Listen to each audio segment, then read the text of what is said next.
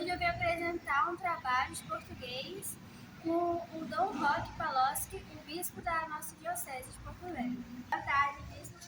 Como um bispo da Igreja Católica é nomeado? Bom, primeiramente, tem que ser um padre. Um padre e que tenha pelo menos uns 16, 17 anos já de exercício do ministério de padre. E aí depois são critérios que a igreja vai observando no seu conjunto. São consultadas pessoas que vão dar um parecer se a pessoa tem condições de ser elevado ao terceiro grau da ordem, né, que é o primeiro diaconato, segundo o presbiterato, e o terceiro episcopado. E aí depois é feito uma consulta com outras pessoas que conhecem bem os candidatos e é apresentado 3, né, e depois o Papa com seus auxiliares, né, uma equipe grande de bispos que ajudam a decidir, né, o perfil de cada um para a realidade que cada um vai assumir. Não é uma eleição, não é uma escolha por voto ou por aclamação, é um trabalho feito no discernimento, sobretudo na luz, né, e a súplica do Espírito Santo para que a pessoa escolhida possa de fato ser um sinal, uma presença de Jesus, o bom pastor, no meio do povo. Bispo, há quanto tempo você é bispo de Porto Velho? Bom, de Porto Velho eu já sou bispo há 10 anos, 4 meses. Né? Agora, como bispo, eu já tenho 21 anos de bispo, eu trabalhei também em Roraima por mais de 10 anos. Então, tudo isso vai contando.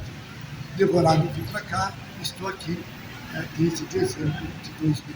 Qual é a área de atuação da Diocese de Porto Velho? Bom, a Diocese de Porto Velho, que foi criada como prelazia em 1925, compreendia uma extensão de mais de 300 mil quilômetros quadrados, que atuava em Rondônia, parte do Amazonas e também parte do Mato Grosso. Então, depois, com a criação da Diocese de Guajará-Mirim, em 1929, também prelazia na época, depois a prelazia de Ji-Paraná, em 1974, houve uma redução da extensão geográfica. Então, hoje nós compreendemos 13 municípios: Porto Velho, Candeeiro do Jamari, Itapuã, Cujubim, Machatim, Vale do Anari, Cacaulândia, Ariquemes, Alto Paraíso, Rio Crespo, Monte Negro, Campo Novo e Buritis. Então, são 13 municípios que fazem parte da arquidiocese numa extensão de 84 mil quilômetros quadrados e um pedaço, né? Exato, eu posso estar falhando, mas a extensão são de 84 mil quilômetros quadrados, nestes 13 municípios que nós atuamos. Bispo, quais são os seus maiores desafios como arcebispo? Olha, nós temos um canto na igreja que nós cantamos assim: Senhor, quanto mais caminho, mais vejo aumentar a estrada. Nós temos desafios gritantes, que é, sobretudo, um atendimento às periferias das cidades. A exemplo de Porto Velho, que cresceram e nós temos pouca presença, poucas comunidades. Então, temos a periferia. Temos também a realidade sofrida da juventude, né, que a igreja precisa estar muito atenta. Temos também aquela situação de muitas pessoas em vulnerabilidade, né, que faz parte, por exemplo, cresce o número assustador de pessoas morando em condições de rua. Cresce também a preocupação com a violência que está aumentando, né, uma violência no meio da juventude. É só vermos assim o número de jovens que estão detentos nos cárceres, nos presídios, e também uma violência muito grande contra a mulher.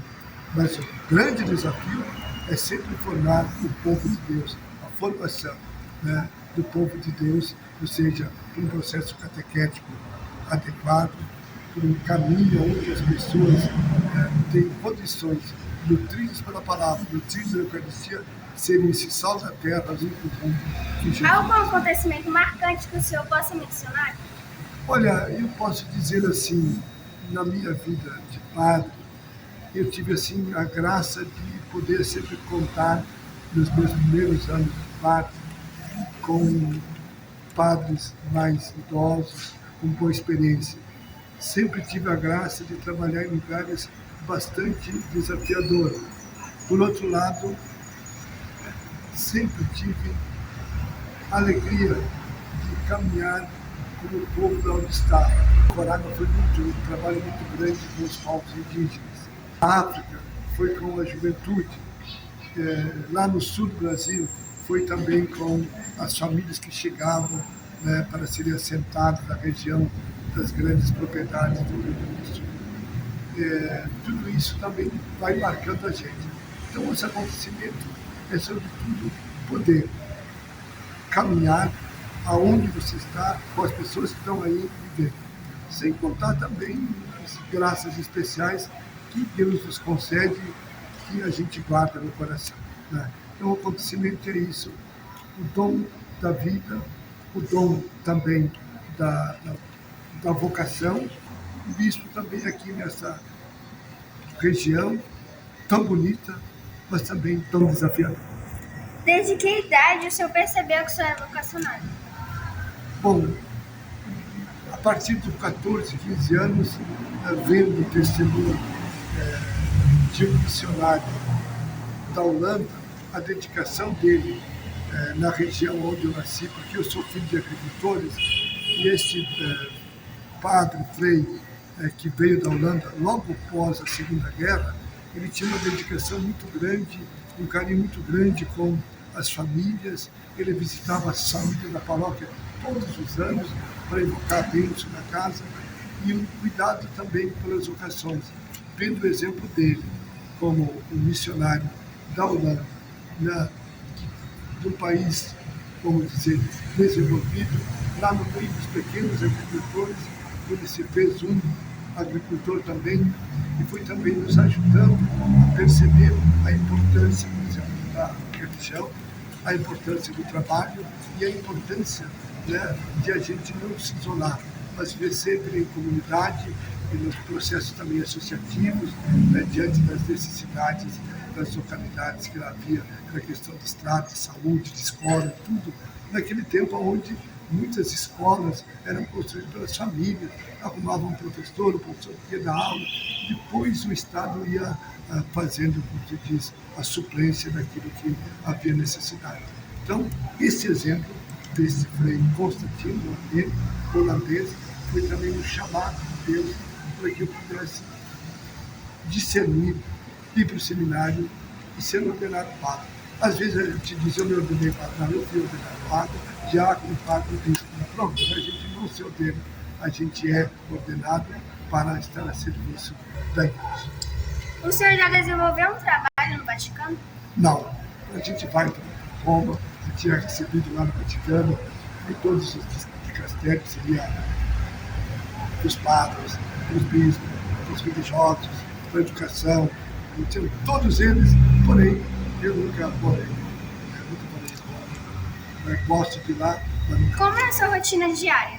Primeiramente, normalmente eu levanto por 5h30. Aí faço uma higiene, 6h30 a gente reza, depois café e depois vai para o expediente. Então, a rotina nossa depois sempre tem intercalado com momentos de oração, né? Porque a centralidade da nossa vida de padres, e no caso o bispo, é também reservar tempo para a educação, rezar, se colocar em contemplação para isso. Depois, Por que o senhor aceitou a ser bispo dessa diocese? eu fui chamado, eu tenho obediência. Então, na igreja a gente tem obediência. Então, a Bíblia nos diz que Jesus foi obediente até a morte do nosso Deus. Como é a sua religião de bispo com outras religiões? Olha, o que nós precisamos é assim, ter a capacidade de ver sempre as coisas boas nas pessoas, mas também nas outras religiões. Não importa se são de raízes cristãs, né, ou se não tem raízes cristãs. Obrigado, bispo. Porque então, eu espero que o seu trabalho não seja peso para ti, mas uma alegria também de estudar e fazer o teu estudo um caminho de grande comunhão com os colegas, com os professores, com os funcionários da escola, que são pessoas como nós, criados em imagem e semelhança de Deus.